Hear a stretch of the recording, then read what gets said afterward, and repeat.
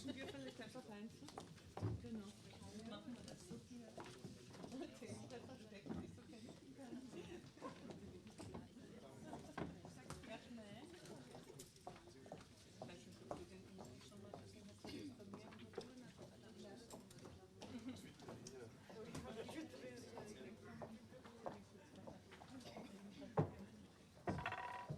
tauschen wir uns jeden Tag aus.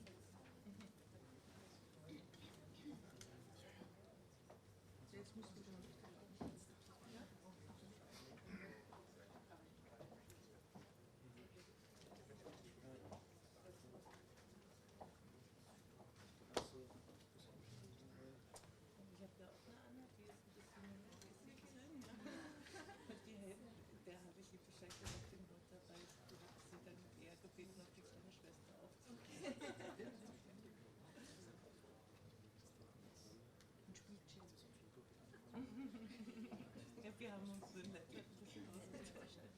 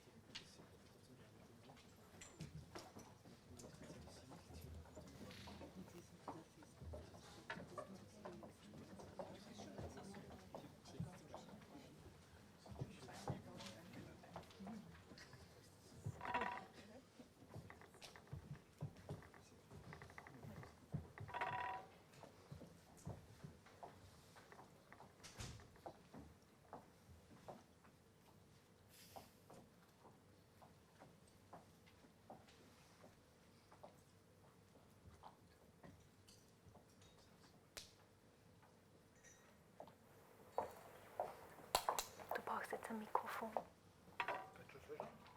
Ja, warte.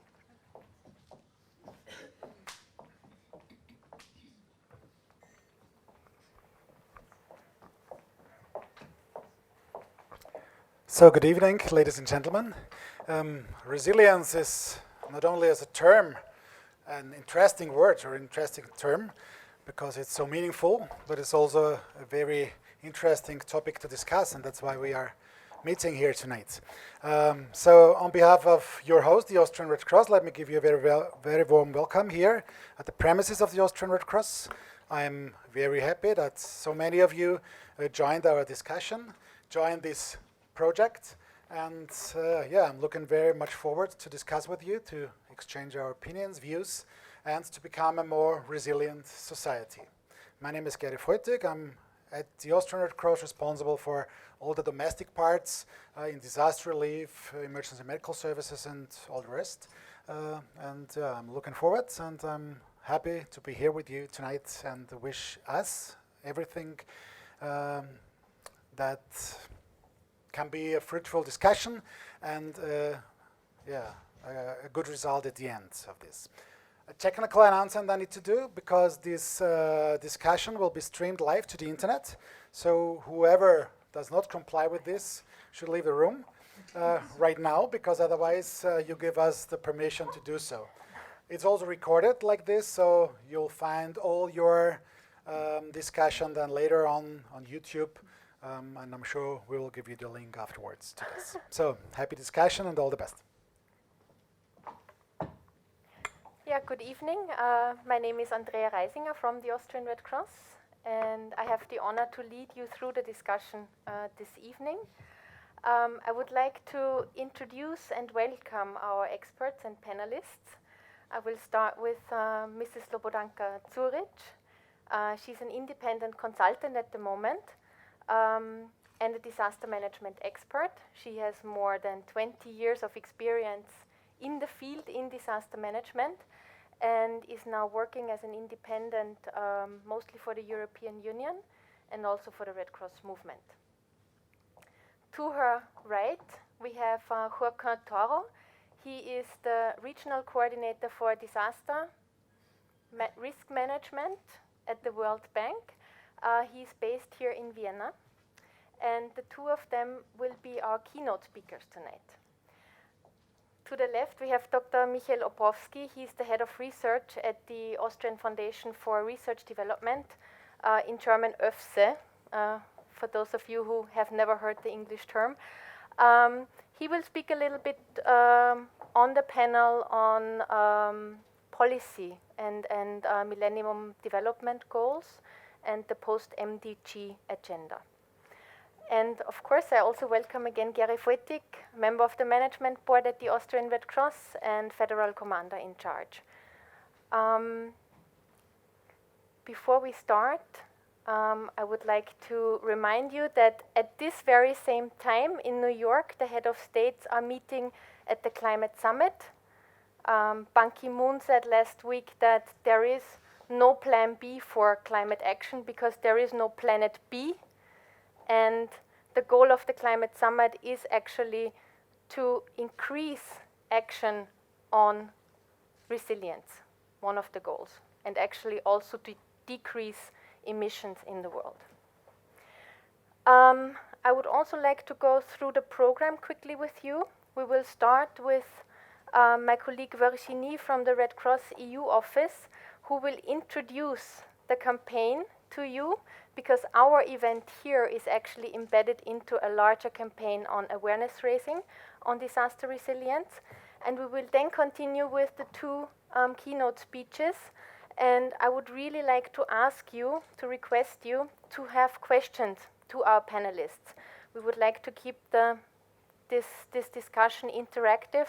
So whenever you feel that you have a question, please raise it, and we will give it to the panelists. After the keynote speeches, I will also continue the discussion on the panel with our experts, and we are still expecting Dr. Michael Staudinger, the head of the Zentralanstalt für Meteorologie und Geodynamik. He is also the representative of Austria at the negotiations for the Hyogo Framework 2. He is at the moment traveling to Vienna because he spent the day at the Sonnenblick, where ZAMP has an observatory. So we are hoping to welcome him within this hour. If there are no questions from your side, I would like to ask Virginie to introduce this campaign on disaster resilience to us. So I'm really glad to be here tonight. I will use my little notes unless I get the presentation mode, which is not enabled. Okay. Let's see. So tonight I'm grateful to the Austrian Red Cross to organize this launch event for our campaign. Together with the European Commission, the International Federation of Red Cross and Red Crescent Societies, and 12 European Red Cross societies are warning about the increase in frequency, severity, and magnitude of extreme weather events. And As you know, world leaders are meeting right now in New York and discuss about potentially dealing, securing a new deal on climate change next year. But for people like Francesca and the poorest countries that have done little to contribute to global warming, they have to suffer somehow because their vulnerability to rising seas and weather extreme events is there. So we have a responsibility in getting them informed and getting them prepared to the next flood or the next typhoon, and that's what we do throughout the world with EU funding. We are able, all Red Cross societies, to work with communities at risk. And this work can be explored through an interactive disaster resilience journal, which is available online, and which home I will provide you with a small video demonstration.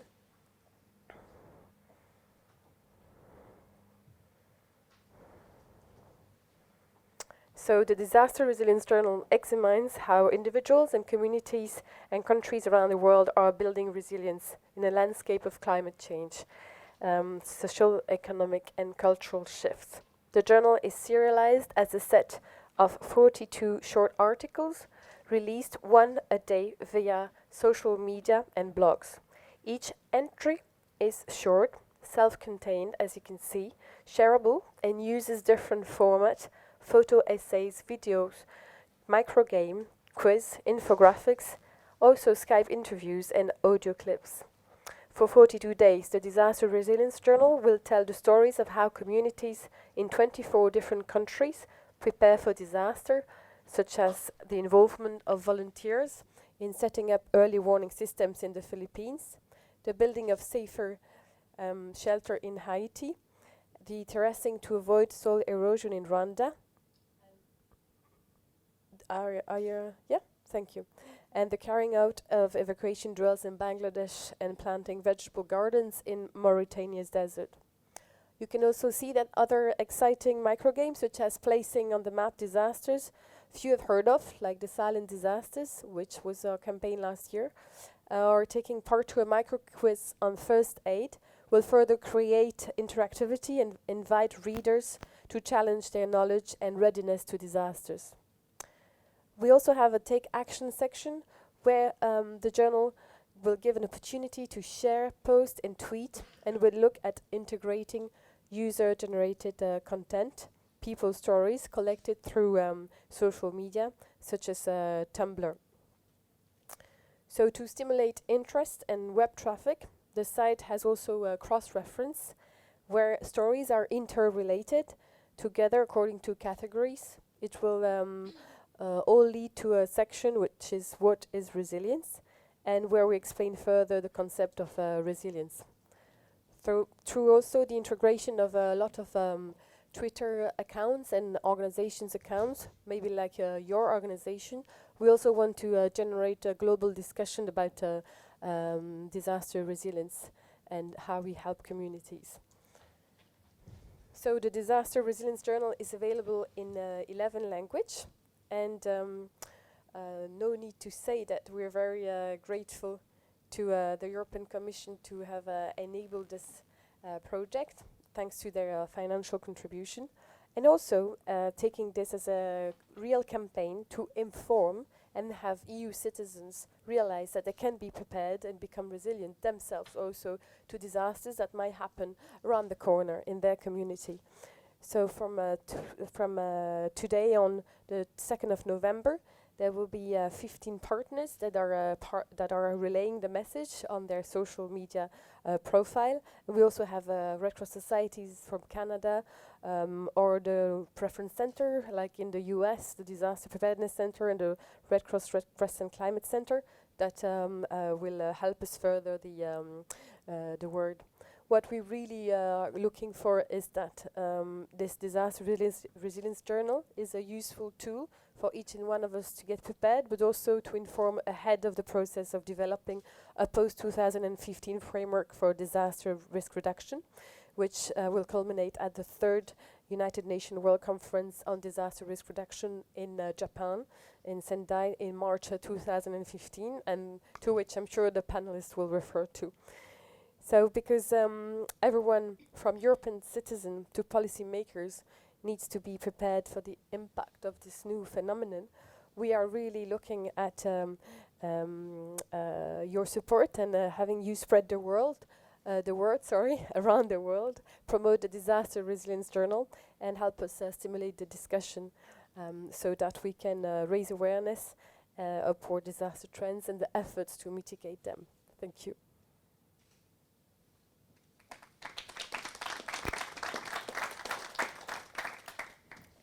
Thank you very much, Virginie, for introducing the campaign on disaster resilience to us.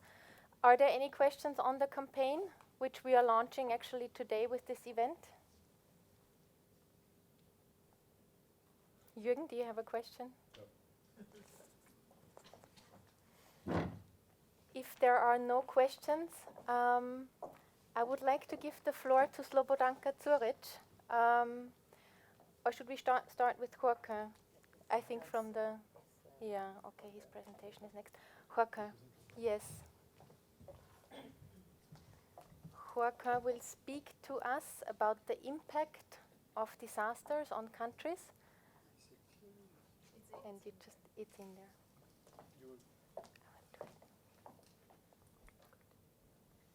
Okay.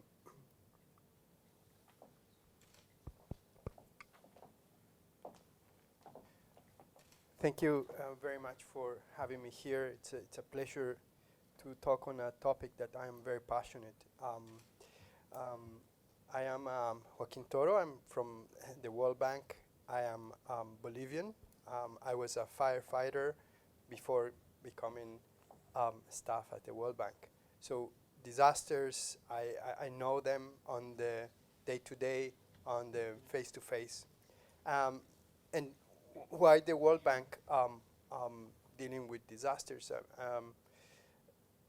The World Bank is an institution that was created after the War for the Reconstruction of Europe and the development of Europe. So our institution is International Bank for Reconstruction and Development. And we believe that natural disasters don't exist. There's nothing about natural about the disasters. The disasters are an issue of development, bad planning. So we have natural events that affect our societies, and depending how our societies are built or how vulnerable they are, we will have different kind of impacts and disasters. So becoming to the topic, I mean, how resilient is our society will determine how big is the disaster. But to understand, and I will put a lot of questions to you, hopefully that will spark a little bit of the conversation. In order to understand why to become resilient, this is, oh, perfect. We need to understand a little bit the trend of disasters in the past. In the past decades, we've been looking at a steady increase of events, of disaster events. You cannot see very well from 1975 to 2013. There is a curve of a line, growing curve of events. These are from earthquakes to floods to landslides, etc. We can also see a decrease in the mortality. Number of people dying is less and less and less, and this can be because we have better communication, because we are responding better to disasters, because maybe we have improved our early warning systems. However, we also have this other pattern, other curve that that shows the affected population of the disasters. And the affected population of disasters is increasing every year. So if we put all these graphs together, and I want you to pay attention to this area, basically are the population that are surviving these disasters, no? And if we talk about resilience, we need to question ourselves and say, all this population, all these people that have been surviving these disasters, what is the quality of life they are having after the disaster? And I think my question to you is resilience just surviving disasters? I don't believe that. Another important statistic that we need to see is the increase of economic losses because of these disasters. And I brought this graph from the Swiss Re, important insurance company that does these assessments, and they know about losses. And if you see the graph, the green is the total losses and the blue is the insured losses. It's very, very big, the difference between what is insured and what is not. And what does tell us? That tell us that the countries are losing a lot of their economic resources. This can be translated in GDP affectation in countries, as we will see more ahead. So disasters are happening everywhere in the world. This is just a snapshot of disasters from another insurance company, but it provides us a very nice example of what is happening just last year. Several disasters, and last year was not the biggest year for disasters, was actually below average. But we had disasters in every continent of the world, from hydromet, hydrological, geophysical, and extraterrestrial. So we had this meteorite impact in Russia. And disasters are happening everywhere in the world and happening in Europe. I coordinate the portfolio of Europe and Central Asia, and I want to give you an example of what is happening in this region. In this region, Europe in general, disasters have been neglected for many times. And we have a very low perception of disasters. We haven't had a big disaster in many years, but this graph shows simply how many capitals of these countries were destroyed by disasters. And approximately, we have 30-something countries in our region. About 12 of the capitals of these countries were completely destroyed by disasters. And I'm talking from Alexandria, in the year 300, to the 1800s in Pest, when Budapest was not Budapest, was Pest, was completely destroyed by floods, or 50 years ago in Skopje, where Skopje was completely vanished by an earthquake. So we have disasters in these regions, very big ones, and we haven't had big ones until last year. Oh, sorry, a couple of months ago. But last year we had a big disaster in Europe, which was the floods in Central Europe, where Germany and Austria were the biggest share of the cost of the economic losses of these disasters. The floods in Central Europe were the biggest disaster of 2013, which is around 24 billion US dollars, or around 20 billion euros. So it's a big amount of money that we're talking about. But most recently, as I was mentioning, I was fortunate enough to participate on the evaluation of the disaster in Bosnia-Herzegovina and in Serbia. And we spent more than a month just going on what was the impact, the economic impact and the human impact of these floods that affected the countries. And as you can see, the economic impact in Bosnia-Herzegovina was around 15% of the GDP. and in Serbia around 5% of the GDP.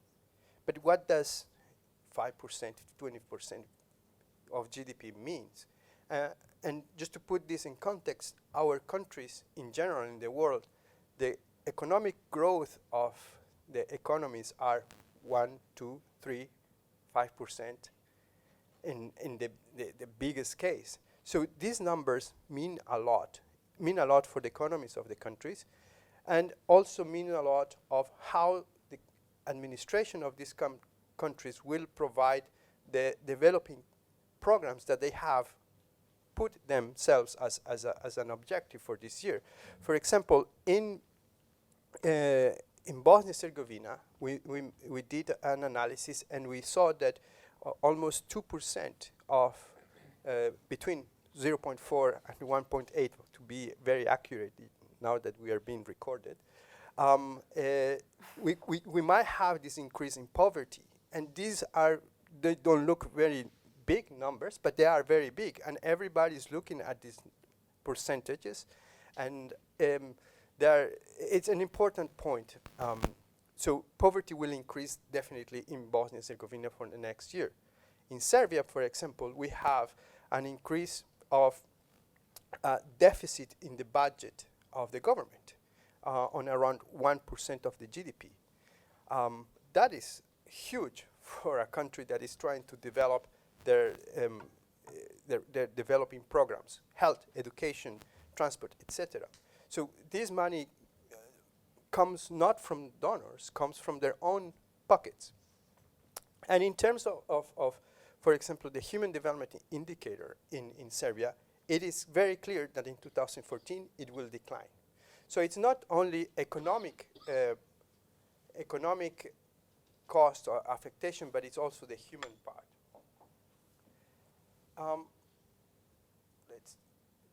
So very quickly, as I mentioned, Europe and Central Asia and Europe are exposed to all kinds of hazards, natural hazards, from earthquakes, landslides, hail, heat waves, forest fires. You name it, we have it, even tsunamis. And then we can talk about that if you don't know where they are. But we also have a big exposure of infrastructure that is old, that is not being well maintained. So we have this old stock of buildings and population growing in the biggest cities. In Europe, we have something that is very interesting that is happening only in Europe, is that we have shrinking cities. The smaller cities are shrinking and population are going to the bigger cities. So we are accumulating these assets on the biggest urban areas. And it's not only, it's not complete, but it's not only the assets, but it's the population and infrastructure that is also vulnerable to these natural hazards. So coming back to the question how to build a resilient society, this is a must that we have to do in our view. Disasters are going to continue to happen, and we need to be more prepared and better prepared to respond to these disasters. Whatever we do, they are going to happen, and we need to be more prepared. And this is something that we can do in the very short term, medium term, and we need to be doing this. But if we don't understand the risk that we have now and reduce it, we will be always catching up, trying to respond to the disasters, but we are not going to reduce the risk of the disaster happening. So we have this risk, and in order to avoid that this risk to become a disaster, we have to reduce it. But unfortunately, the creation of risk lately has been exponential. The curve is exponential. And what we have been doing to reduce the risk has been linear.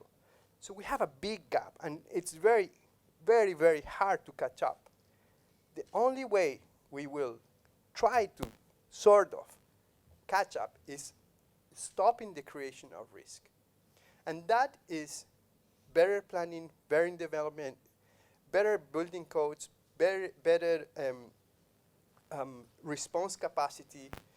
And it's not just civil defense, Red Cross, it's response capacity from ministers of finance, response capacity from ministers of infrastructure, and not only at national level, but also at subnational and municipal level, including communities. So coming back to these numbers and statistics, and I want to say that behind all of these numbers and statistics, there are people. And this is the people that need to be taking action for becoming more resilient. But it's not only action, but also responsibility. And the responsibility needs to be shared among everybody, among people of the communities, the municipalities, the authorities in the municipalities, the authorities at national level, the private sector, the public sector, international organizations, NGOs. If not, we are never going to be resilient in this world. As somebody mentioned, we only have one world, it's one chance. Thank you very much.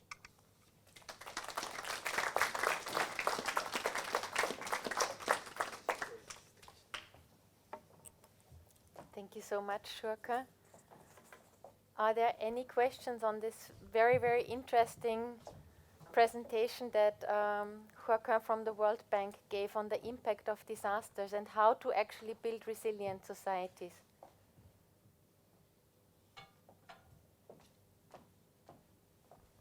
Yes, please. Go ahead. Could you please introduce yourself? Sure. I'm Luc Saint-Pierre. I'm with the UN Office for Outer Space Affairs, responsible for the SPIDER program, which deals with the promotion of satellite imagery for disaster risk reduction and emergency response. For a comment, you showed us statistics from insurance company, including Swiss Re. Insurance company are becoming or could become an excellent partner in assessing vulnerability. I saw recently example of Swiss working in different countries, developing approaches to measure vulnerability, including using satellite imagery. And believe me, buying many more imagery than the UN can buy itself. So they have resources, they have money, they have now they're developing the capabilities to really produce accurate, detailed information in some cases. So it's becoming interesting to partner with those insurance companies. It's becoming a key partner. So it's very interesting. So no question. I mean, just to react to that, it's very, very important. We are, at the bank, we're trying to partnership with them because we see that risk and risk assessment has been the day-to-day of these companies for many, many, many years. And when we talk about risk, we are not talking about just the hazard, meaning the flood maps, but the exposure and the vulnerability of these elements exposed so we can calculate the risk. And they know, and they have been doing, let's say, they had this monopoly. And now we're trying to have that partnership to open this monopoly to the governments and institutions. Yeah.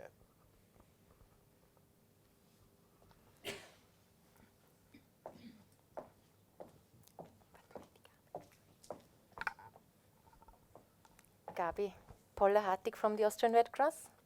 Thank you.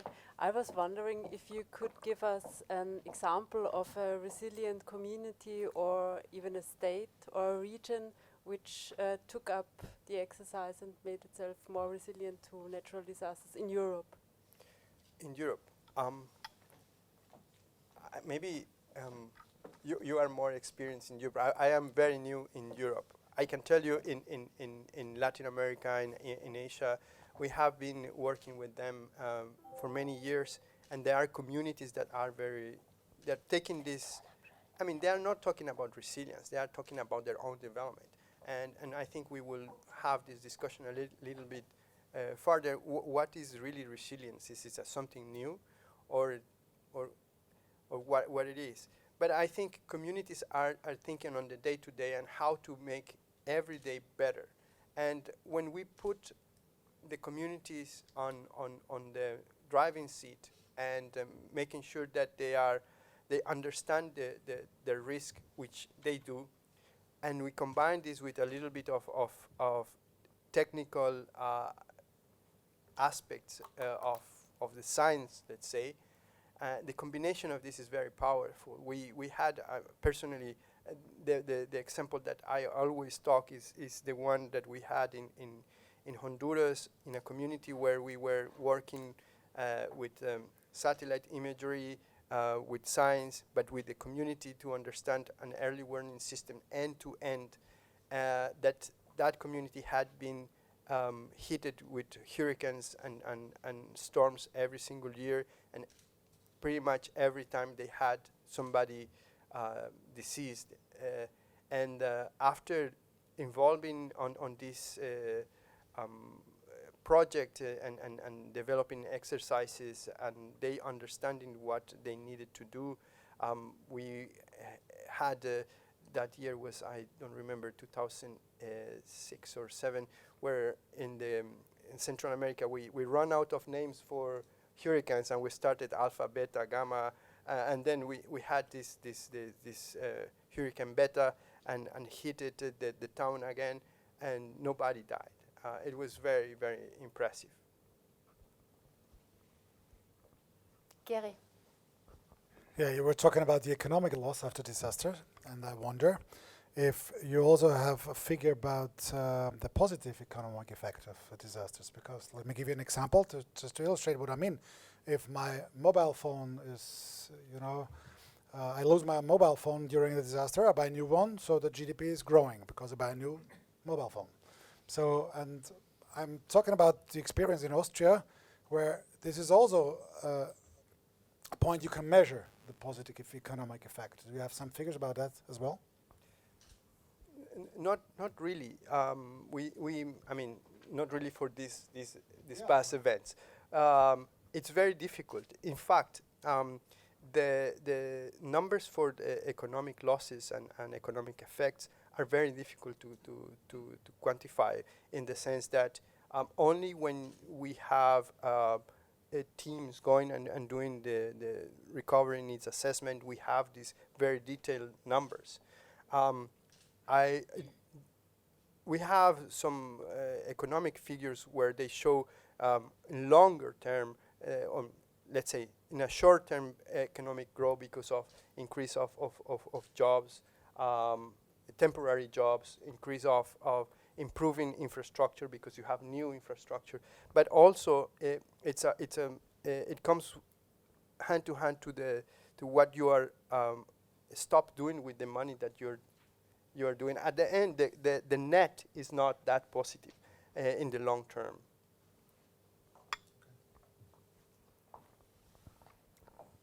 Thank you. There was one more question.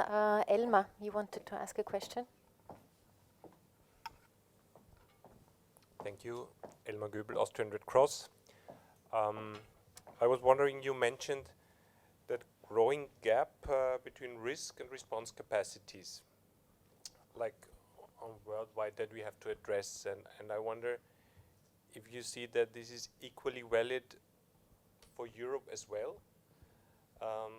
because like even you mentioned the big disaster that we have here in Austria, I don't feel personally that are like unsafe or in Austria, or that we have this resilience problem, but I know when we are talking about other countries, developing countries, that we mention exactly that problem, that people are not aware of that. And I wonder now, are we also just not aware? Do we not want to see that we actually are running into a problem?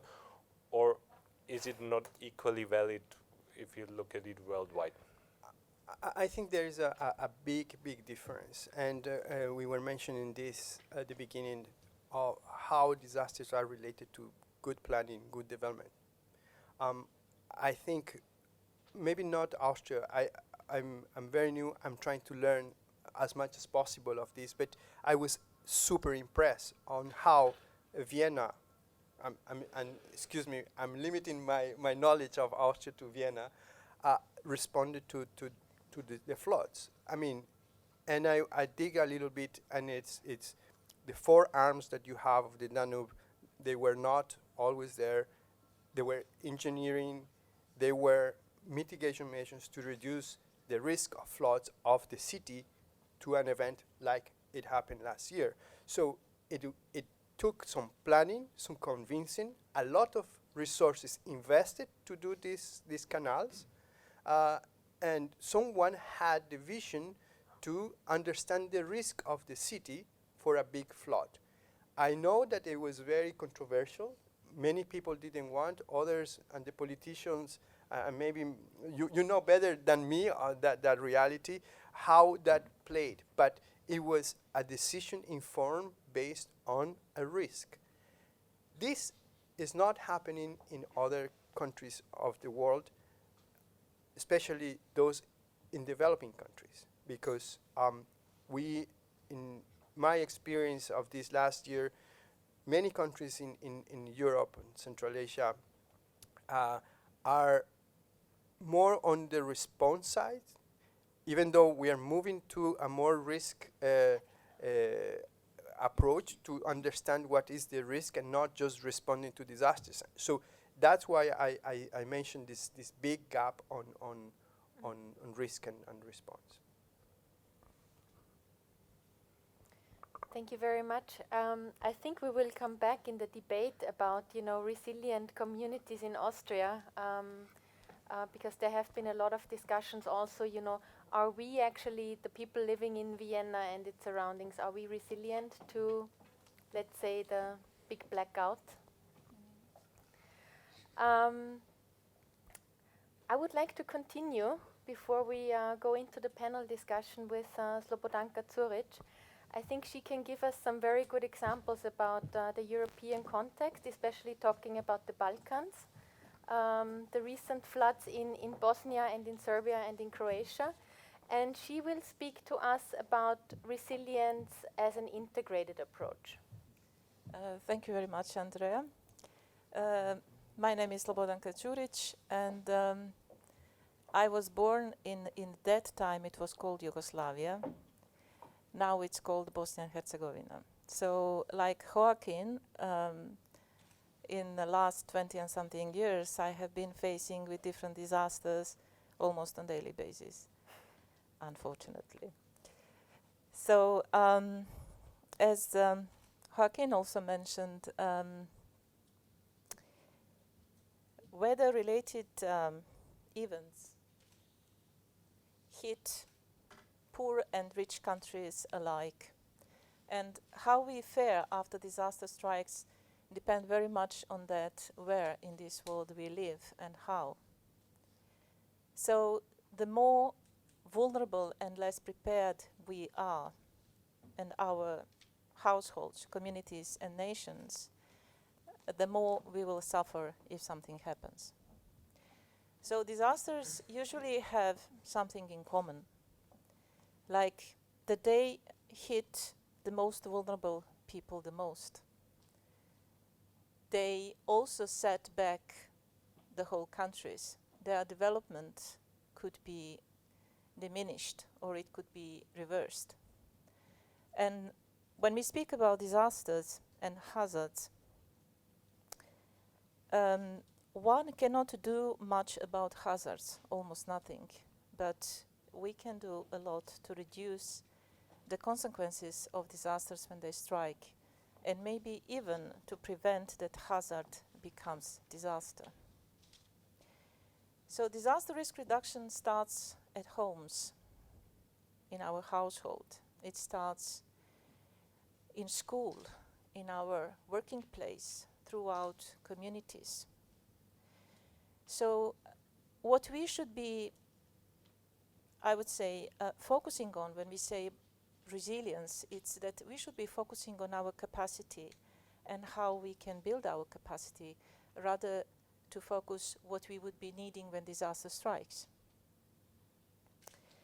So how the communities could be, when we speak about resilience, how the resilience of communities could be reinforced.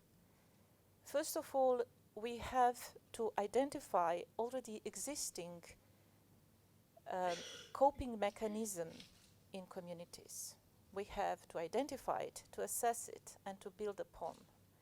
Each community has some coping mechanism, especially if that community has been experiencing different disasters so far.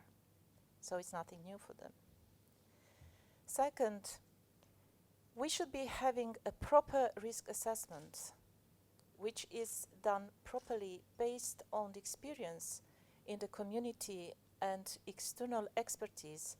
That external expertise could help all of us to understand why this risk exists and how it will develop in future. So what might happen later on. It is also important for community to be the one who is driving change and who will be participating in planning. They know exactly what is their problem. Therefore, it's always advisable to listen to people who are experiencing difficulties and disasters. But communities do not exist isolated. So their resilience, community resilience, depends very much, and it is influenced by the resilience and by the capacity of outside world, which means emergency management system of that country, or administrative service, or social service, or socio-economic and political linkages that they have with the wider world. So, therefore,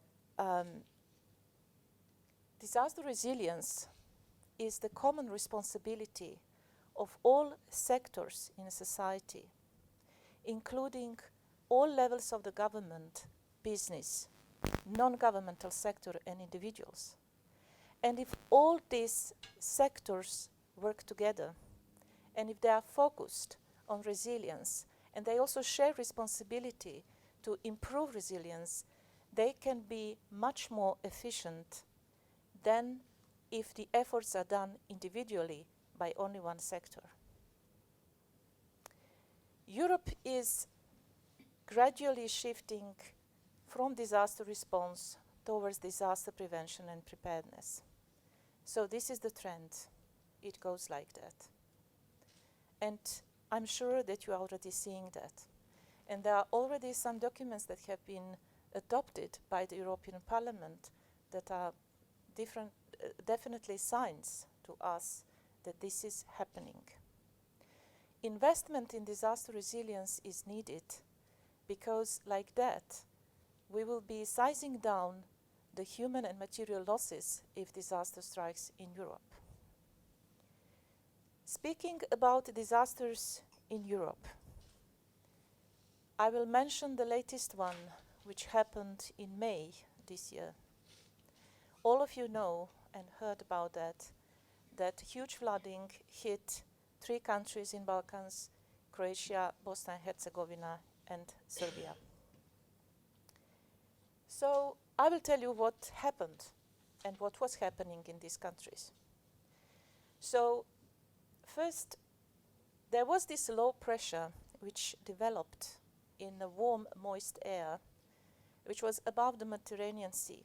And then it clashed with a cold air from the north. And everyone was hoping that this air will spread through the region, but it didn't. It basically parked above these 3 countries, mainly these 3 countries.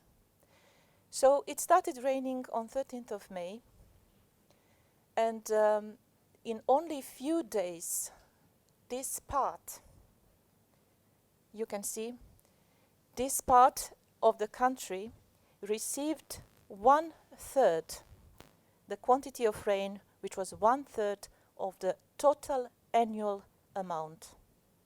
So you only can imagine. Some places received more than 300 liters per square meter, which would be, even for more prepared and more organized countries, a great trouble. I believe that you would agree with me. So what happened? More than 2 million people were affected by this flooding. 51 persons died. 27 in Serbia, 22 in Bosnia and Herzegovina, and 2 in Croatia. More than 500,000 had to leave their homes. Households were destroyed, livelihood, property, infrastructure, economy. If you look at the map, this northern part of the countries, like Bosnia and Herzegovina, this northern part of Bosnia and Herzegovina, and this eastern part of Serbia are known as agriculture area. So most of the people lived off land, so their livelihood is destroyed. Just to make it more complicated, flooding also provoked 3,000 landslides in Bosnia and Herzegovina and Serbia. So many villages and towns were covered by waste, as you can see in these photos. And it was not the end. The flooding also moved all remaining mines from the minefields that remained from 19th war in Balkans, which became potential threat for the affected population but also rescuers. And I forgot to say that among these 51, there were also rescuers, among 51 who died. So, with all of this mess which was happening, it was also like, just maybe to mention that the estimated loss and damage in these two countries, like Bosnia and Herzegovina and Serbia, because they were much more affected than Croatia, was the following. In Bosnia and Herzegovina, 2 billion euros, and in Serbia, 1.5 billion euros. So you only can imagine such a loss, as Joaquin also illustrated, by percentage, in two countries that are still recovering from the war and from sanctions and whatever, with very fragile economies. Okay? So what happened after that? I will be showing you some photos how it looked like. The countries have organized themselves in a way that you have to know that in each municipality in these two countries you have a crisis management headquarter if something happens. So we are speaking about community as municipality. So they have this crisis management headquarter which mobilizes itself immediately when something happens.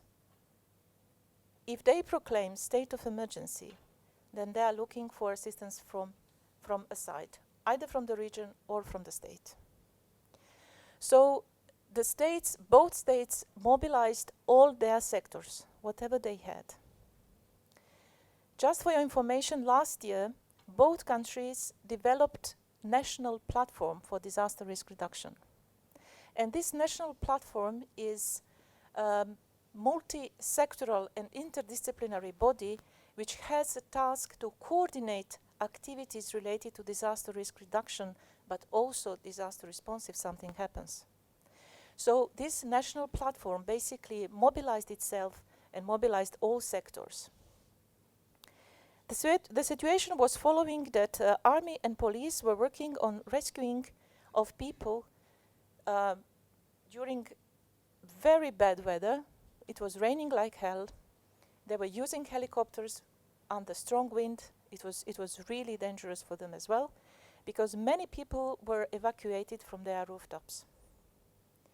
So these images of disaster motivated thousands of people from both countries to go as volunteers and help military and police and the Red Cross.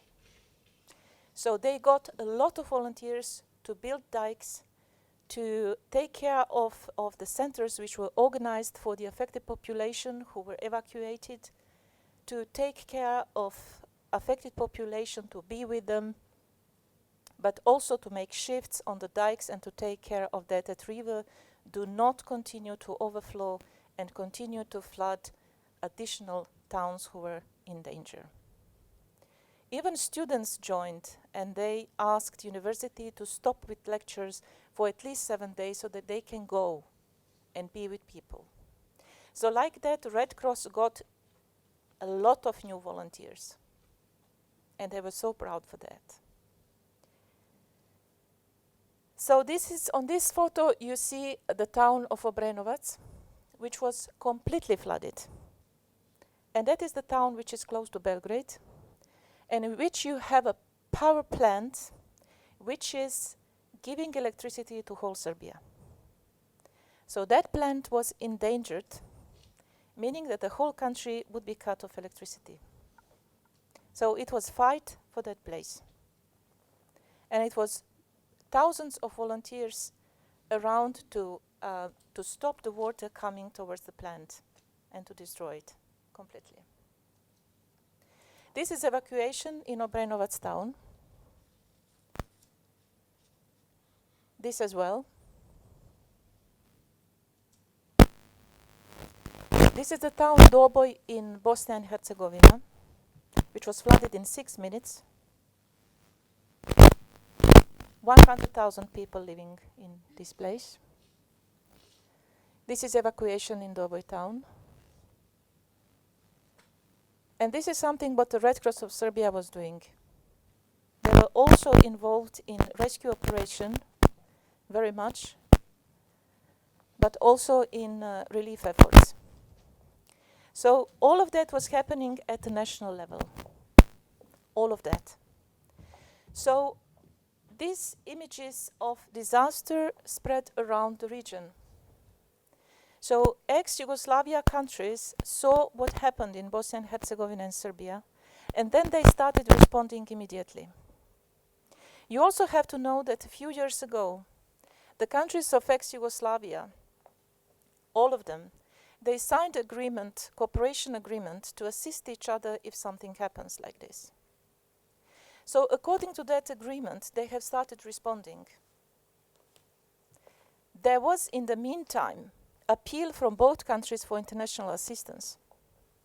So you could have seen teams coming to the affected countries. And I must say that one of the first who came to the affected areas were teams from Austria and Austrian Red Cross. And thank you very much for that. So the teams were working in Serbia and Bosnia and Herzegovina from all countries who were sending support. So it went through EU mechanism and it went to the Red Cross, this appeal. So all assistance was coming. From the region, as I said, from ex-Yugoslavia countries, they started with fundraising campaigns, they were sending teams, and they were bringing in-kind donations. So it was basically the operation of the whole region. So it was not only national, then it became regional. And they previously established some procedure how this should be done. And I'm sure that if such procedures didn't exist before, this operation would be even much more slower. Now, Bosnia and Herzegovina and Serbia are in a phase of recovery. It is called recovery, but it is interrupted by frequent flooding which continued after May. So each month, countries had additional flooding, but this flooding was happening either in the same place or in some other places. Just before I came here, we had flooding in Croatia, Bosnia and Herzegovina and Slovenia, and then in Serbia. And just today I heard that it was snowing in the mountains in these countries. So it looks like the show goes on. I hope not. But we will see. I mentioned, this is the team that you recognize, I think. And this is the project which is supported by the Austrian Red Cross. This is the consortium led by the Austrian Red Cross. In that consortium is Austrian Development Agency, Neighbors in Need, Swiss Red Cross, and German Red Cross. So they have given funds to Red Cross of Serbia to start with early recovery and resilience project, which will be taking care of 4 municipalities in Serbia, and it has already started its implementation. So this phase of recovery will take time, for sure. What I can say about these two countries is that why I'm not mentioning Croatia, because Croatia was able to cope with their floods because it was not that huge as it was in Bosnia and Herzegovina and Serbia. And Croatia was even helping a lot to both countries to find a way how to evacuate people and how to help them during disaster. What I wanted to say about these two countries, about Bosnia and Herzegovina and Serbia, they are shifting from disaster response towards disaster risk reduction, disaster prevention. That is for sure. But this is the process which will be a very long one. As it was already said, these countries are used to disaster response, not that much to disaster risk reduction and disaster prevention and preparedness. But they have started with this job. Let's say in 5, 6 or 7 years ago, they started with that. And already you can see some development in that. There are a lot of trainings happening at the national level, at the community level, but also at the regional level, that neighbors are helping neighbors. So this is the process which has already started, and it didn't finish, and it will not finish for many years. I believe that resilience in these countries will require a lot of funding. We all know that resilience requires funding and time, expertise and skills. Maybe they have skills, maybe they have time, but they will have definitely problem with funding for that. So they will be probably sorting out this problem with different projects by joining together and working on that. But I'm positive, and I believe that they are on good track and that there will be some good results, hopefully very soon. And at the end, maybe just one sentence from my side more, which would go to all countries that that basically helped Bosnia and Herzegovina, Serbia and Croatia also. When you are in trouble, then after that trouble, you are really trying to forget what happened to you. You are forgetting all these bad things. But the only thing what you will always remember is helping hand, and the one who was next to you when you were suffering. So my last words would be thank you very much for being such a helping hand during floods in Bosnia and Herzegovina and Serbia. Thank you very much.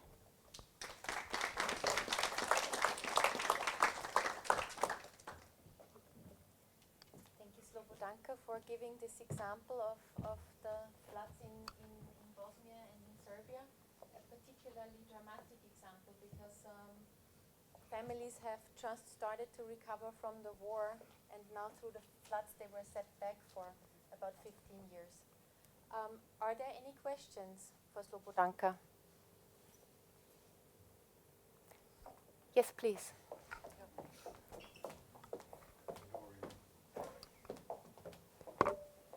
Could you introduce yourself?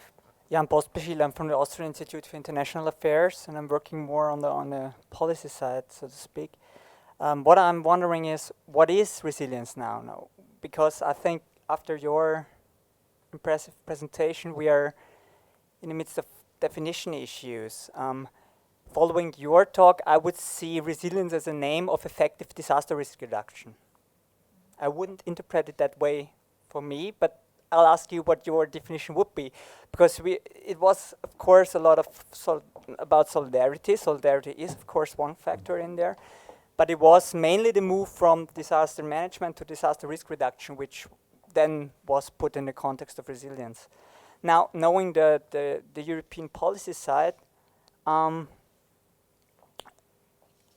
rather pessimistic about the picture you gave about the necessities of, I would call in the policy language, whole of society approaches, which are necessary, bringing all government agencies, businesses, civil society actors together in behind this concept to bring really effective resilience measures in disaster management about. I guess in Europe there's just one example at the moment, which is the United Kingdom, with all the advantages, disadvantages. What my interest would be if the experiences of the floodings in southeastern Europe brought some particular resilience policies on the table, or was it just about disaster risk reduction, or was there the talk about something else, like the UK did in mainly as a response of their floodings, but also in the course of potential terrorist events, etc. Yeah, thank you very much for that. First, we have to remember that this huge flooding happened in May, and we are in September now. And all these months, they are still trying to respond to disasters, but at the same time to recover from the one which happened. Resilience, as such, will come to the table for sure. It will not be very soon, I can tell you. Why I wanted to show this to you is that there is difference in Europe, huge difference, between the countries who are developed and who are developing and who haven't been disturbed by different kind of disasters, man-made disaster or natural disaster, who had time to develop their policies and not to be bothered by some other things. There are countries in Europe who are still struggling with economies, with these economic issues, where maybe disasters are not high priority for them for the moment. So after such disaster, which has huge impact on the economy of countries, which has a huge impact on employment, which has huge impact on every single sector in these countries, for sure, resilience as such will come on the table. But it will take time. Because it's interest of all people in that region to protect themselves from similar events in near future or in the future. So no matter that people in this region became used on that to lose everything, it's not in their interest to do that. If nothing changes in these countries, people will try to find a better life in your country or somewhere else. And that's something what nobody wants to see. So you are totally right. What I was showing to you is disaster response, which goes through recovery. It will go to disaster risk reduction, but it will go to the resilience one day.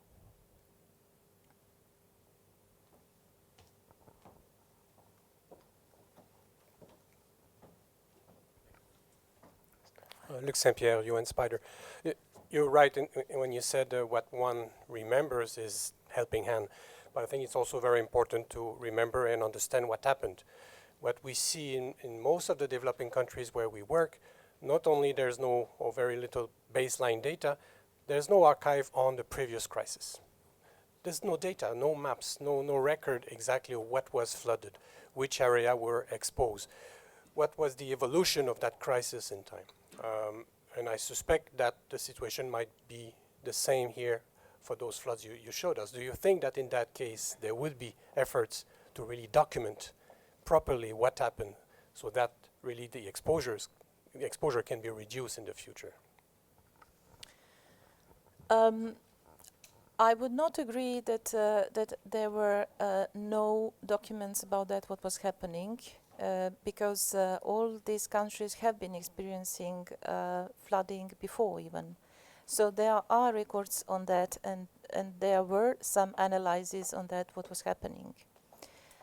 You also have to understand that in last, I would say 20 years, there was no proper water maintenance in that region.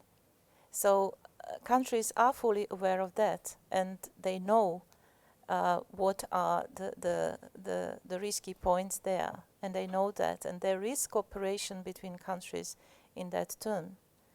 because all of these countries, they belong to the same river basin.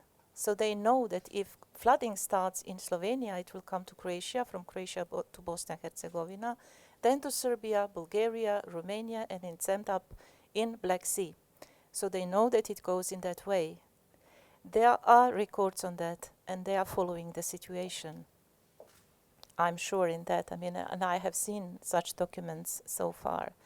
Such a huge flooding, for sure, connected countries much more stronger than before. And if they go in different projects, what they will do for sure, it will for sure strengthen analyses that they might be doing prior to anything. They have already started with hazard assessments, and that's what they did. They haven't really done risk assessment as such, but hazard assessment has been done already 2 or 3 years ago. So they know exactly what are the problems they are facing with at the national level and at the regional level.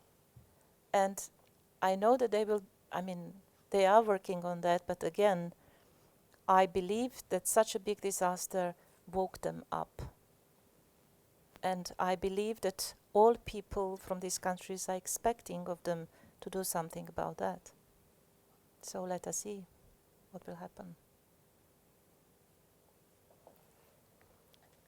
Jürgen Högel, Austrian Red Cross. Slobo, taking your example of the recent SEE floods, what kind of activities, measures, policy changes could foster and support that paradigm shift from response towards more resilient societies? Taking the actual example of Bosnia-Herzegovina and Serbia, what would be appropriate steps to take in the next couple of years, still being aware of that we have just 2 months after the onset of those 3 months after the onset of the floodings, seen from my point of view, what could be next steps towards a more resilient society? I believe that the first thing what should be done is to make a proper risk assessment in certain areas that were hit the most, and to see what is the capacity of the population that lives there and the municipalities that live there. What is their capacity? What is missing should be added, and what already exists should be reinforced. And like that, gradually they can build a more safe environment for the people who live there. And I mean, this is not something which hasn't been happening already. But with all of these trainings and this equipment that you have in municipalities, even with the support from a private sector, from business sector, they were not able to cope with such disaster, you know. So it also depends very much on the size of disaster. But I believe that this is something what they have to do jointly now. So all these 3 countries together, they have to see where the problem lies. Either these are dikes, and they have to reinforce it, or they have to make much more emphasis on water management as such, that they have to find some other solutions how to release water from the rivers, that they find a way how to do that and not to flood the inhabited areas. So I mean, this is something what the experts should be doing, supported by the communities who know what are the biggest problems and what they have experienced during this flooding. And after that, the policies will come, and I'm sure, yeah.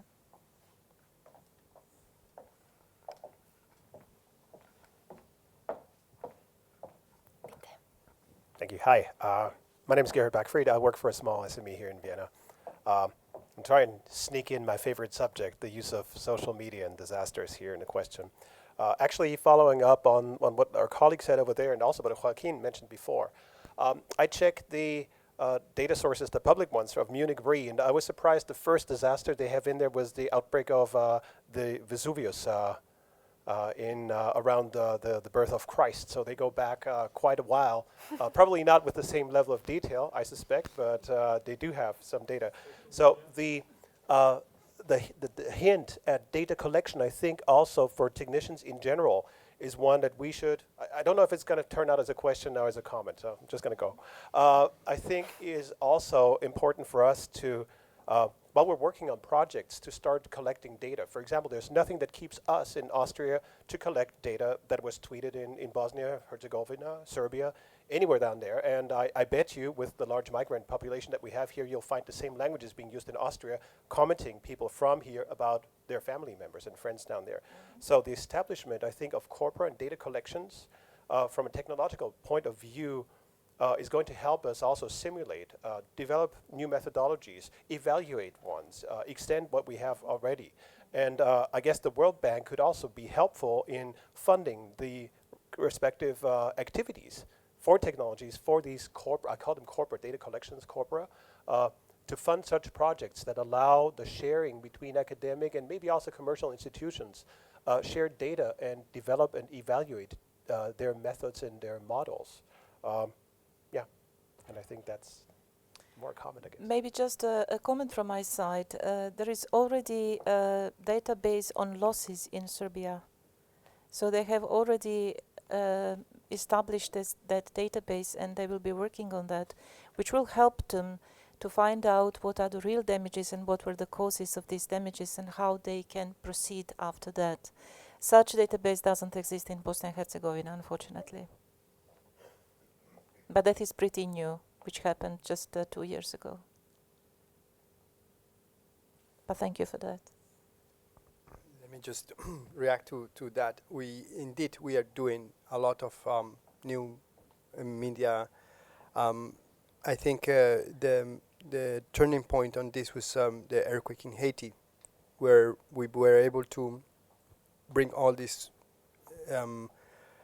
communities to help us to do the earthquake assessment.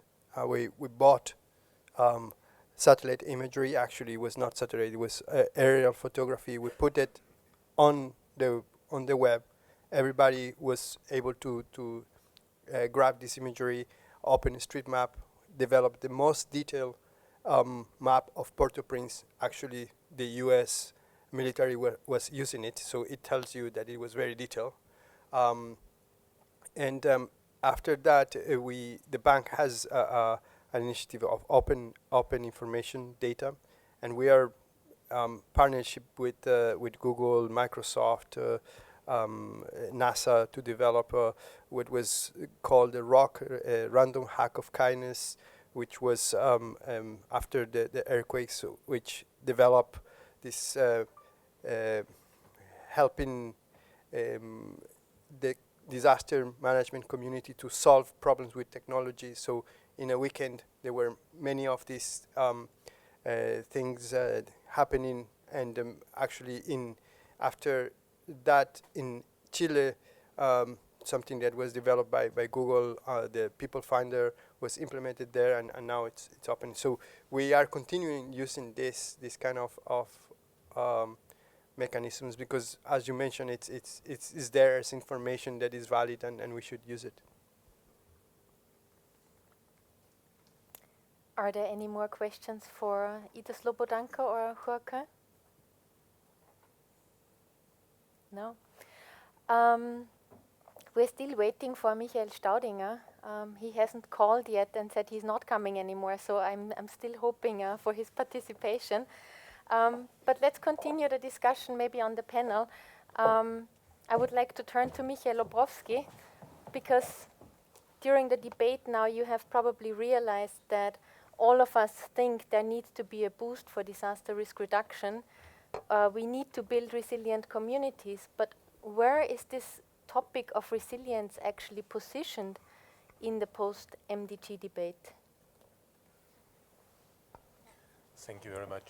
First of all, I have to admit that I'm not an expert in disaster management or in disaster and all these areas. Coming back to your question, looking at the process how the post-2015 agenda is now evolving, it seems to me that, well, we have now in June, July, there was released a report, for example, from an open working group. This was a process where about 30 experts from different countries tried to bring together the most important issues. And this report was released, and this report is going now to the UN General Conference, and this is the part which describes the most important issues which have to be considered in the new framework. And as far as I saw, resilience was included as the word resilience, but it was included to build resilient infrastructure. And as far as I observed the discussion up to now, there is no inclusion of, well, let's say, disaster preparedness or something like that. We are now talking much more about sustainability and bring together sustainable goals together with the climate change summit which has started today. But your issues are not included in the general agenda up to now. So if you're, and I agree with you that it's really important to get more prepared and to start to become more resilient, this issue should be more on the international agenda and should trickle down to the politicians, because I agree with you, for example, that it's a question of development. It's a question of how to get funds for the issue. And we have to realize that in development cooperation,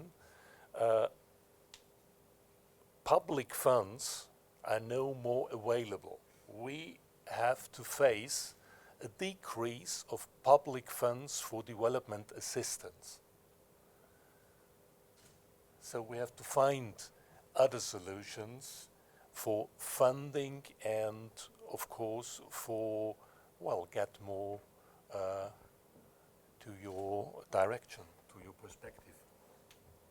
There is a burning question now. What are the other solutions to get more funding? I'm not really convinced. Some of you mentioned that resilience is a question of, let's say, working together of all sectors. I agree with you that the private sector is one part of, well, let's say, technical solutions, bring in technical solutions. But I'm not convinced that the private sector will bring in financial resources. You raised as well the issue of insurance companies, and we observed, for example, a lot of insurance companies went to the south, to third world countries, to offer some insurance packages for poor people. And as far as I have read, there are some, well, let's say, there's some research that even official development assistance is thinking to pay for the poor the fees for the insurance as a kind of project. But we have no, well, let's say, results and no evidence how this works. But I'm not sure that private company and economy will deliver the money and the funds we really need. Thank you for this contribution. Anyone on the panel who would like to reply? I think now is, I don't know, we can make time for Michael, but now things get a little bit more exciting, and the discussion is, do we need more money for resilience? and where this money come from. I think, yes, it will be great to have more money, but as you described, donors are saturated. We have several crises at the same time. Nobody wants to put more money because there are other priorities. But I think resilience will be built. It has to be built with what we have. I'll just give you an example. Governments at different levels need to understand that if they don't put money to reduce risk, to avoid the creation of new risk, they will have to pay the bill anyways. Maybe next year, maybe in 5 years, maybe 10 years, or maybe even 50 years. At some point, they will have to pay the bill. Of course, they have a budget that they need to include, but there are many studies that show that between 3 to 7% of investment on top of what it is already for, let's say, a new school will reduce the risk of that school. So at some point, we have to make the decision, instead of building 10 schools, we might have to build only 7, but these 7 are going to be resilient. They are going to be safe, and they are going to be providing the service that the school had to provide. The same thing is with bridges. I saw many cases, and here in Europe and every part of the world, you have politicians inaugurating the bridge, and a week after, the bridge was gone. So, I mean, that investment, it was, you have so many losses on that. Loss for the investment, loss for the reconstruction, and loss for the lack of service that bridge or that infrastructure had to serve. So I think it's important now to do an exercise of prioritization. It is a must, and see how much we can do with what we have. If we wait for more money to do disaster risk reduction, preparedness, or resilience as one separate thing, it will never happen. It will never happen. And I think when we talk about having the private sector being part of this dialogue as well, it's not for them to bring the money. Of course, we will welcome that.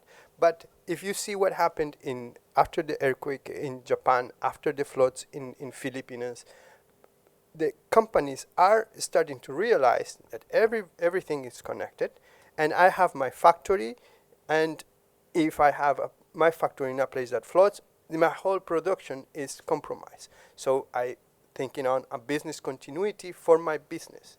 So in that sense, the private sector will start pushing or start looking for municipalities or countries that are more safe as to build their own factories and to have a safer place. So I think this is also part of a strategy of municipalities.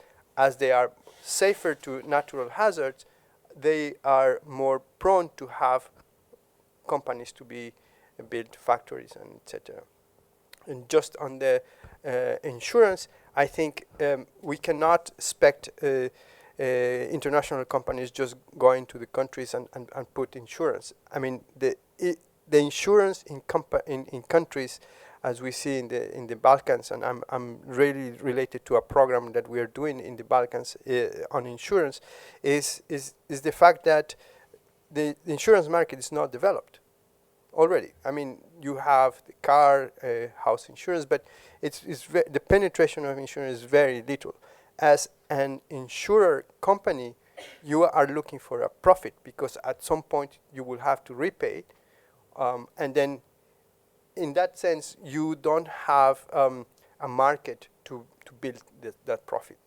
However, we've developed systems where you have pools on which you can accumulate more of the market and share the risk.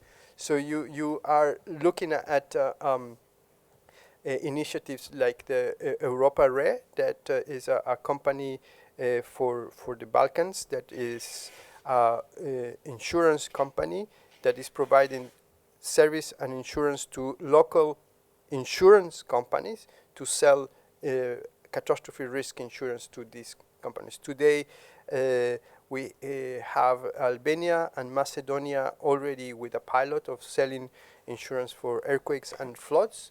I mean, and these are catastrophe insurance. And at the end of this month, Serbia will be also selling the insurance, and we hope we can expand this. And this is a partnership also with this Europa Re is reinsured with Swiss Re. So all these international famous companies are participating. They understand the importance of being partners.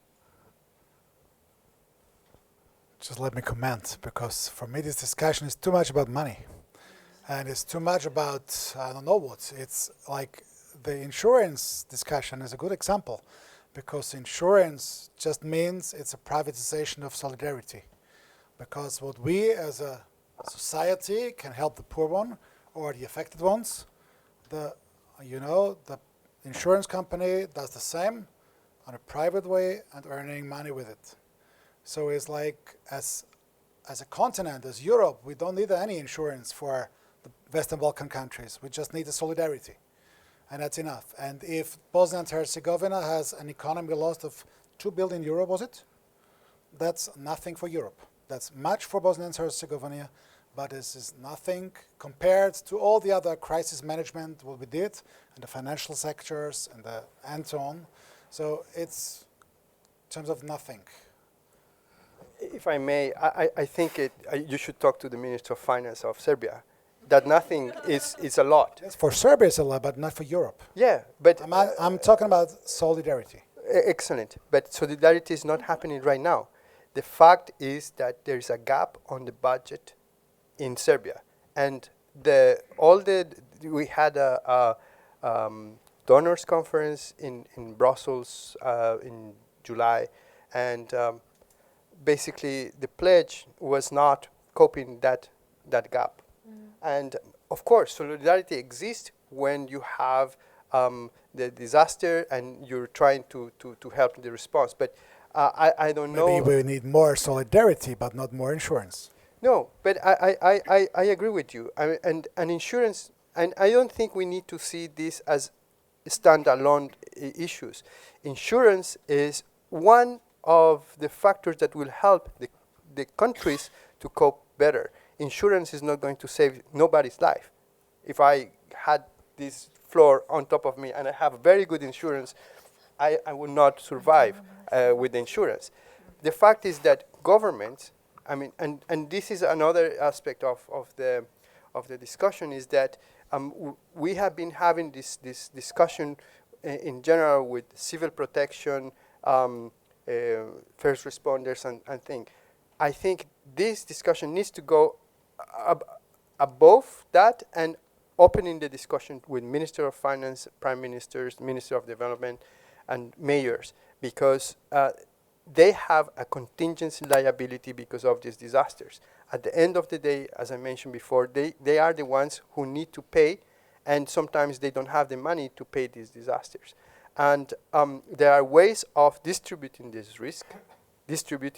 So if you have insurance, for example, the insurance companies are promoting risk reduction activities. They are promoting resilience, because if you have an insurance and you have a better house, if something happens, I will not have to pay you. At the end, it's a business, as you were saying, but it's a business that promotes some good and change behaviors.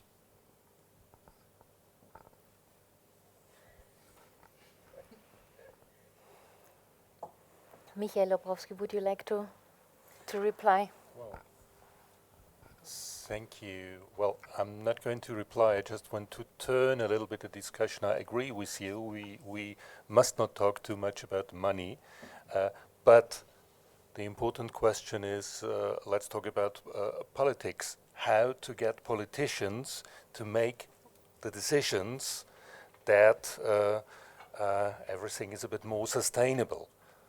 So if we compare it with the development area, let's say like this, well, one of the conclusions could be that what we need is a kind of good governance and really accountability. You mentioned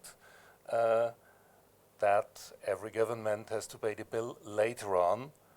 I don't think it's the government. Most of the time the people had to pay the bill in any cases, and not the politicians pay the bill, but we have to start to make governments more accountable to do decisions in more resilient laws, bills, and everything. So you mentioned before Vienna and our flood system in Vienna, but in general this was a decisions in the 70s, and I'm not going to tell you which party had the opinion that that is wasted money, absolutely wasted money for nothing.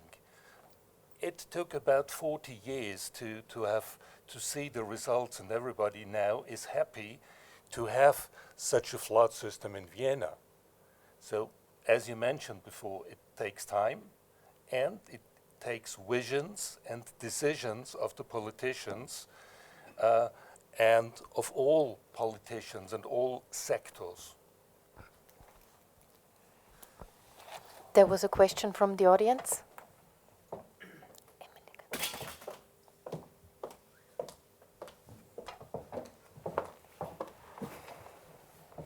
Thank you for bringing the discussion back to policy. I was a bit shy to do it myself.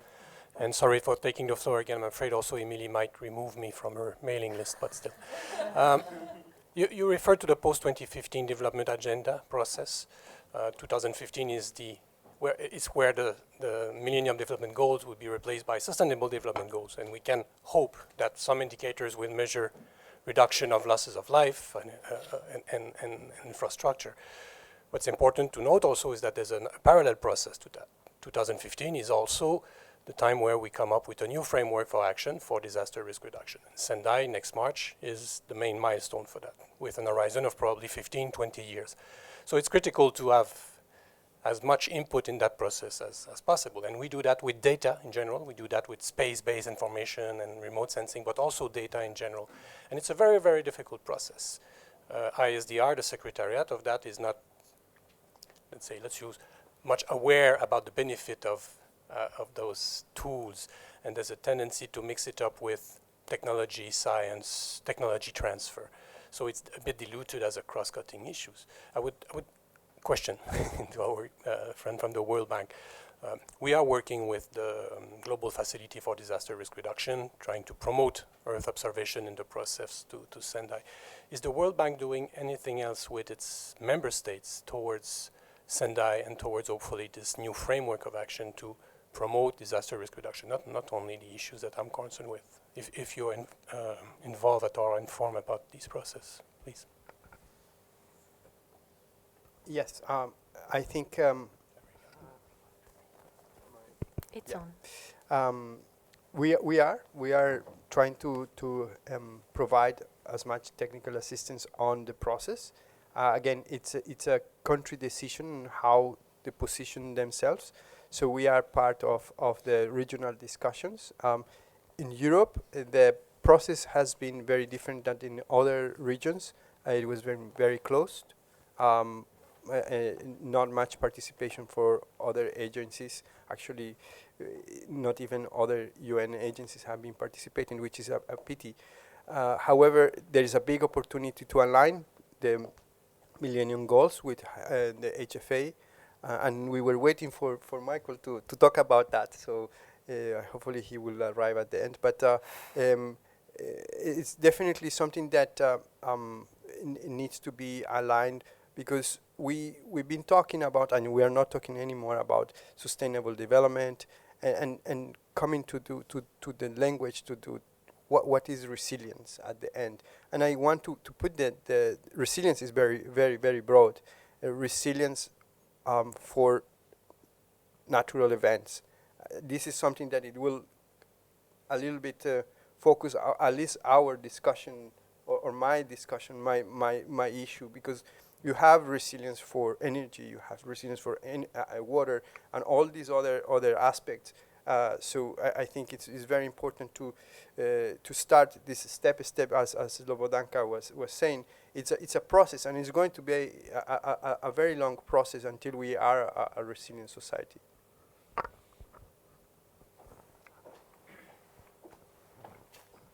I'm Mahesh from IFRC. It's interesting to see now we are discussing this resilience at very different levels. So is there any studies has been done on really where do you get the best benefit of investment really, on really, of these different levels really, where to start?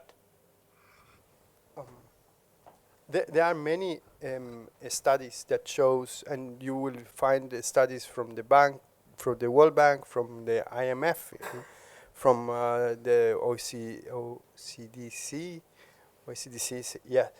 Many studies that shows the benefits of risk reduction and resilience. I mean, we talk about between $1 invested in prevention, it's $7 to $10, or in compared to the reduction. But at the end, we come back to the money. And why? And I think I want to link this to the policy, because at some point you have to convince decision makers to do these policies.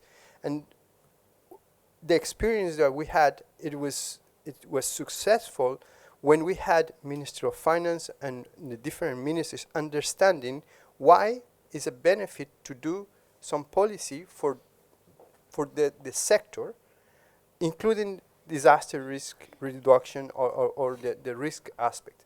And when you talk to a Minister of Finance and you show the typical maps, red, yellow, green of risk, for them doesn't mean anything. And they say, well, yes, very nice study, we'll continue doing that. But himself is not going to pay attention and is not going to do anything to include that policy in their own sector. But when you start talking about GDP impacts, budget impacts, gap impacts, and this bill that, I mean, everybody in the countries expect the government to pay, but at the end, I agree with you, is the population that pay because the government didn't pay that bill. They get affected and they get attention on how this will affect their budget for year and the budget for the program they have. Even payment of public employees get affected. So when we start talking a little bit on the language that the decisions maker speak, we start getting the attention of them, and really the best promoter of risk reduction at the end are the Minister of Finance or Economies, because on one hand you have this contingency liability that is accumulating in terms of resources, but what is making this liability is all these assets that are already at risk. And if I can a little bit support with some resources or pushing the sectors to reduce that risk, I will make myself a favor. So at the end, I think we need to start looking at how to communicate this risk in the different sectors, yes. We have about 10 minutes left for our discussion. There was one more question from the audience.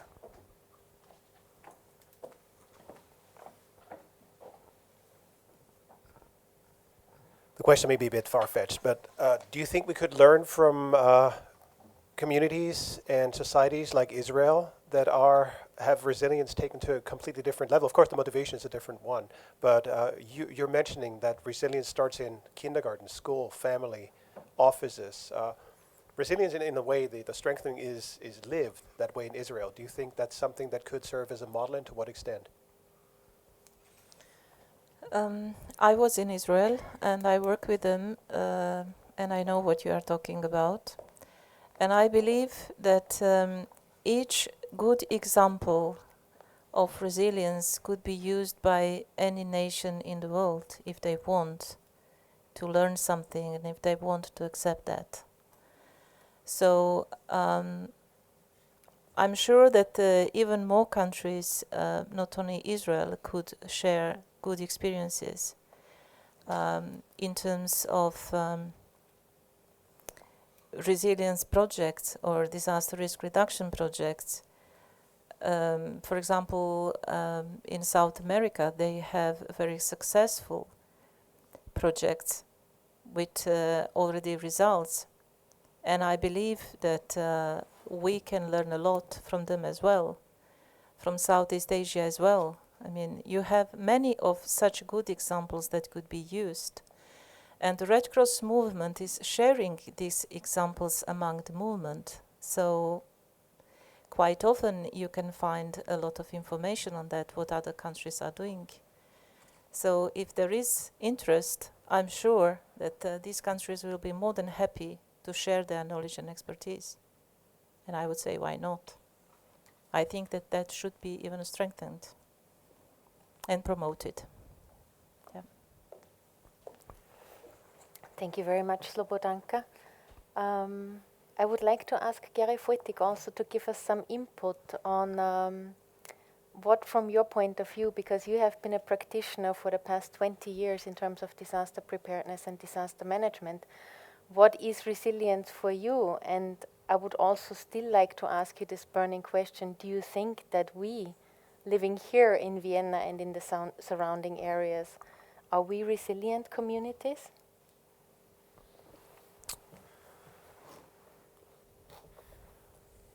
Elma said he feels completely safe in Austria, right? And I'm happy that you do, but you are not. Because, you know, we have so many hazards and so many risks you don't even face. I'm happy that you don't do. But as we are so dependent on technology, that we are so dependent on public service, that we are so depending on public infrastructure, that we are so much depending on our bank account cards to get some money to pay somebody to do something I want him to do, means that you are at risk all the time.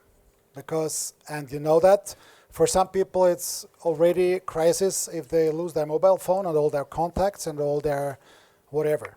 And this is, it's not about the money, the mobile phone costs. It's about the content. And that's also why I'm so afraid just to talk about money.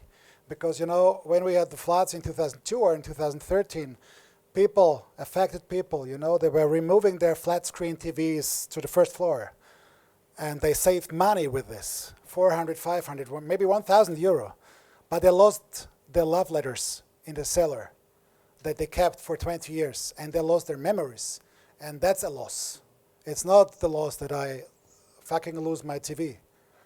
Yeah, and that's the point. To be resilient means to set priorities and to say, okay, what is important for my life and my family? What is important in my business? What is important in my society?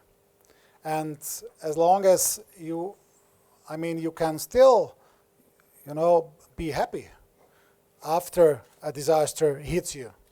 Because if you have another priority than having money or having a bank account or having information with the cloud or sharing I don't know what. So, and that's why the question of resilience for me is touching the society.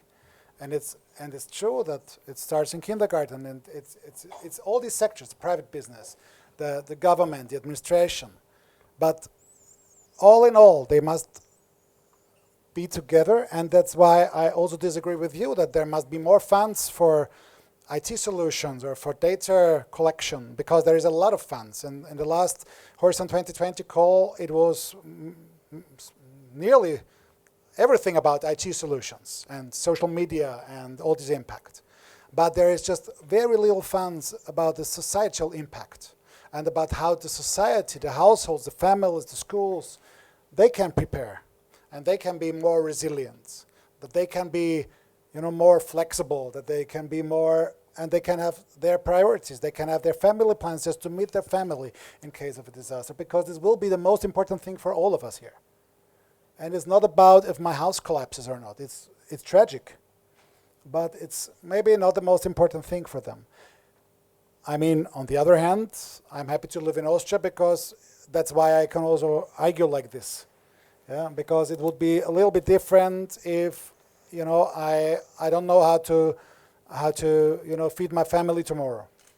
But nevertheless, and that's also what the disaster management community in Austria learned for the last 20 years. That we need to set priorities. Of course, we have, for example, just today, the Austrian government, to be more precise, the Board of Ministers, Ministerrat, adopted the National Risk Assessment Plan. So when you won't guess what is on the top right corner. You know, there is impact and possibility. So on what is the most likely and the most impactful disaster in Austria? So you can guess what it is. Some of you will know, I know, but just guess what it is. Employment. What? Employment. Employment? No, it's not. It's natural risk assessment. Flooding? No, it's not flooding. Blackout. It's not earthquake. It's not shortcut of electricity. It's heat waves. And heat waves, you know, this is the killer #1 in Europe. Yeah, and this is in terms of loss of lives and not loss of money. And that's why I also try to shift my priority always. I studied economy, so I fully understand what you mean, I think. But I think it's a little bit, money is a facilitator and nothing else in my point of view.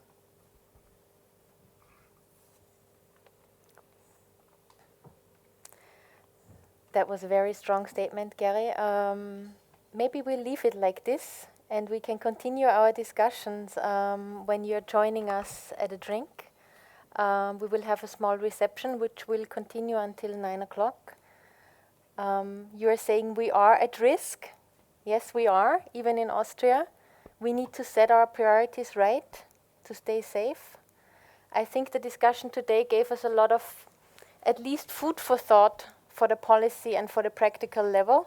I would like to thank all the panelists and experts and the audience for contributing to this discussion, and would like to invite you to join me for a drink.